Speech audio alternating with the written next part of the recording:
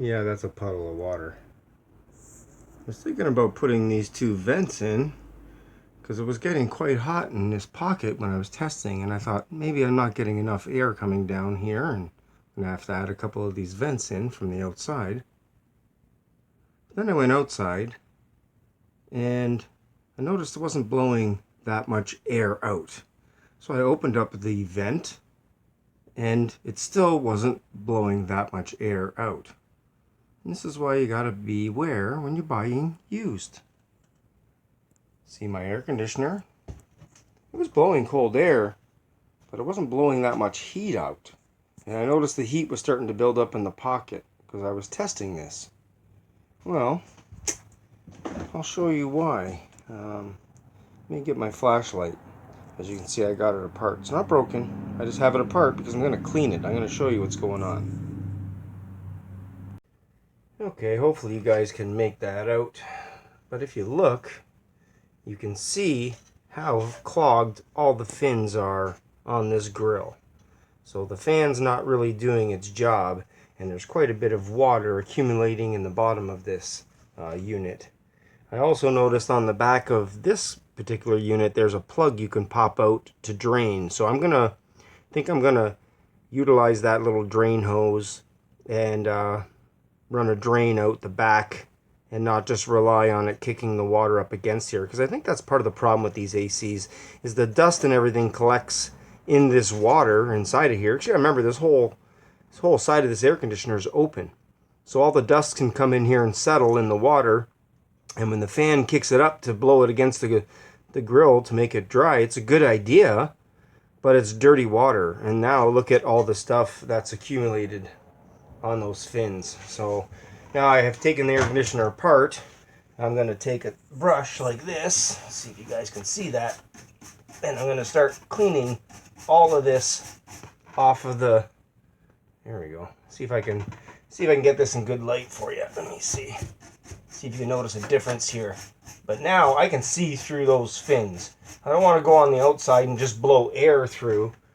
I want to clean them off. So I'm going to clean all of these off now before I start putting more holes in my trailer to try to cool the air conditioner. Because I think the heat building up in the pocket is because it can't blow through the fan or through the grill fast enough. So this is something you have to be aware of. The guy I bought this from said, oh, it's barely used. Barely used, really. I knew it was not going to be perfect, but look at all the water down there. So I'm going to clean all the water out of the bottom here. I just wanted to show you guys how you can clean the grill. This is just a plastic brush. Look how dirty it is now. This is just a plastic brush, nothing special. You can use a toothbrush if you have to.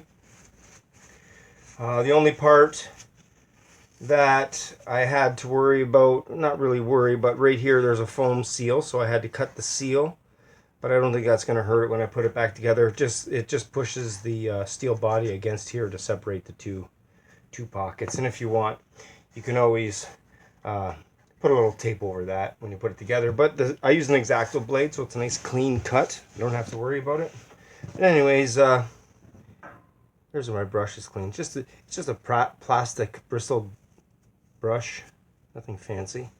But anyways, look at the difference already. You can see how dirty this is right here compared to where I've already cleaned. And I can't see through any of that area. And it's a big circle. It goes all the way to the top of the grill. I don't know. It's going to be hard for you guys to see.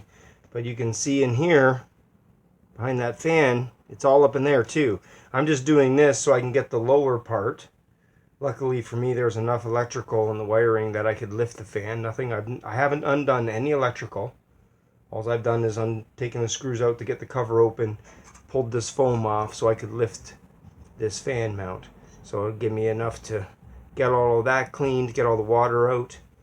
And I might even just make a new hole in the bottom here now that I know where the condenser is.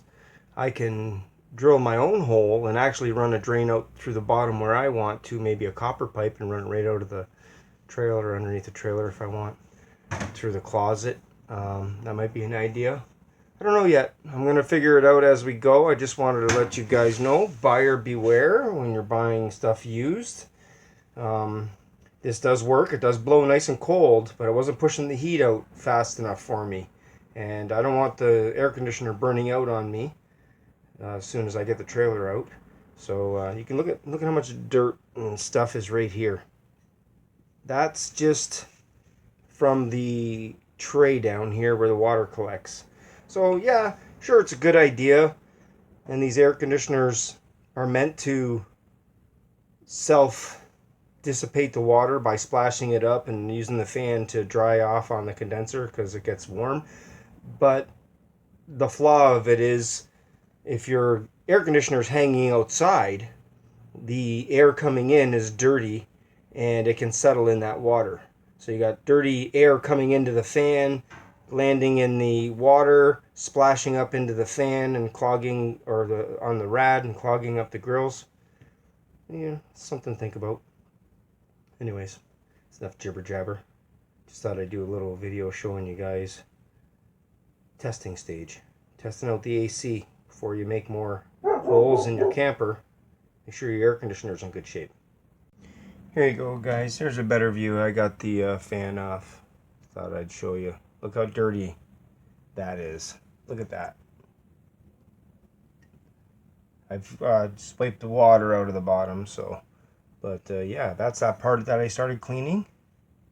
And look at how dirty the rest of that is.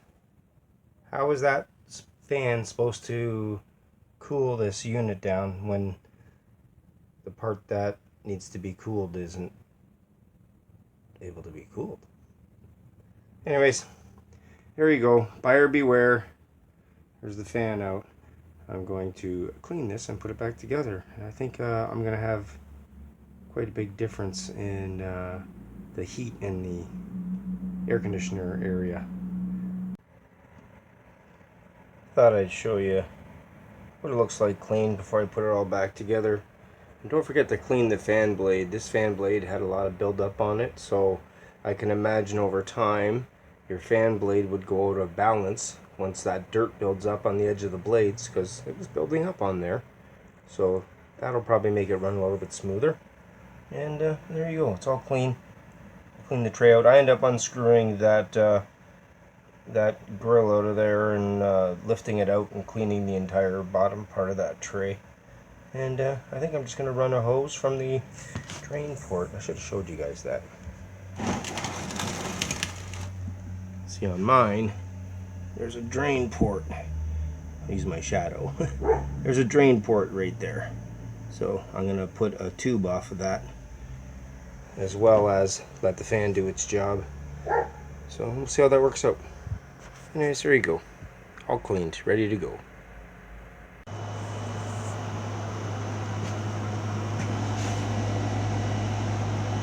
I can tell you this.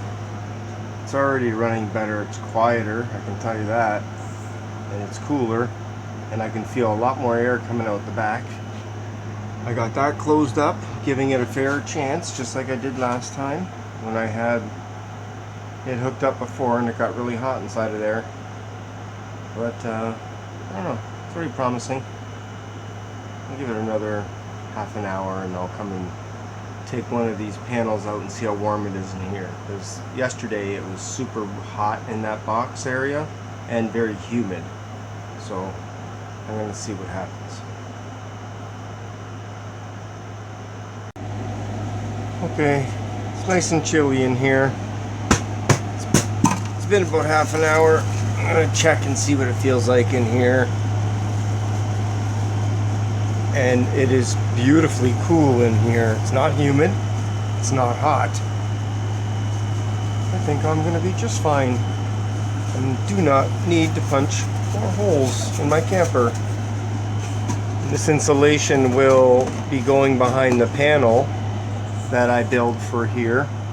And then if you notice down here, it's hard to notice, but this is recessed a bit. I'm going to be putting some foil wrap, staple some foil wrap to this. This is a piece of plywood, so I'm going to put foil wrap on there because I want to insulate this box, and I might even use some of this foam on the inside on both sides as well. It will help dampen the sound from the air conditioner from outside coming in. That way, if you have it on at nighttime, it's not too noisy, and it'll help keep the heat in the box and blow it out and not let any come into the cabin area. But that's working great. I'm happy with that. See, I got my panel label. So this will go tuck in back here inside the closet. I'll put some grommets there against the wall, keep that nice and tight. And then when I build my wall for my closet, I'm going to come up to this point, come down to here, and then bring the wall in here. I'll leave the side of this exposed to the inside of the closet. So my wall will have a little notch out, and then the wall will come down for the closet, and yeah, you have to wait for that. And yes, I did use that same panel that I have in the bathroom over here, because I thought I'm not going to be in the bathroom that often, and I'd really like to enjoy this wood grain. I like the way the grains were in here. There's going to be a cabinet here anyway, so I'll get to enjoy at least this one and little pieces there and one in the corner. But anyways, that's it for today, guys. Just a little bit of AC testing and checking things out. If you buy a used air conditioner, guys, take the time, pull it apart. It's made to come apart in service without having to take any wires, disconnect any wires. So just take your time, take the screws out and see what has to come apart, and then tip your cover forward and go to work, clean it up. But there it is. One perfectly good working air conditioning, and I don't have to worry. My ducting is working good. I'm happy now. Now I can continue finishing that cabinet and building a face for this later on, but I know that's permanent now. That cabinet's locked in place. That's it for today. Until next time, guys. Stay safe. I'll talk to you again soon.